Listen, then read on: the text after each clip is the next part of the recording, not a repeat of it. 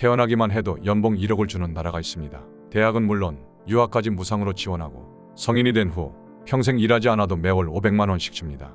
가만히 있어도 알아서 돈을 벌어다 주는 이곳은 세계 최고 부자 나라인 카타르입니다. 사실 카타르는 1930년대 초까지만 해도 매우 가난했습니다. 국토 대부분이 사막이고 기후가 덥고 건조해 농사를 짓기 어려웠습니다.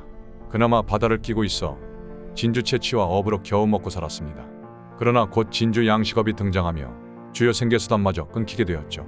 그런데 1939년 카타르의 운명이 뒤바뀌는 사건이 생깁니다. 바로 유전이 발견된 것입니다.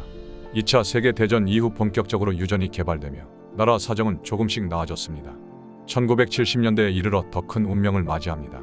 중동전쟁으로 오일 쇼크가 터지며 유가는 4배나 올랐습니다. 때마침 카타르에서 세계 최대 가스전 노스필드가 발견됐는데 서방 국가들은 석유 대신 천연가스를 수입했고 덕분에 카타르는 막대한 돈을 벌어들이기 시작했습니다. 가난했던 나라에서 세계 최대 자원 수출국으로 급성장하게 된 카타르. 이 덕에 국민들은 1년 365일 일하지 않아도 월 기본소득 500만 원은 물론 주택, 의료, 수도, 전기까지 무료로 혜택받는 엄청난 복지를 누리게 되었습니다. 카타르를 가난한 나라에서 전 세계 부자 나라로 바꿔준 두 역사의 중심엔 모두 석유가 있습니다. 카타르뿐만이 아닙니다. 산업혁명 이후 중동 국가에서 석유가 연이어 발견되며 모래바람만 불던 사막에 엄청난 부와 권력을 가져다 주었습니다. 산업화 이후 인류에게 석유는 필수 불가결한 에너지원이 되었습니다. 이로 인해 석유 보유국들은 석유를 무기화해 세계 경제와 정치를 주무르고 있습니다. 한 예로 미국 사우디 사이가 틀어진 후 시진핑이 주요 산유국과 정상회담을 하면서 석유 기축통화였던 달러가 위안화로 바뀔 수 있다는 전망이 나옵니다.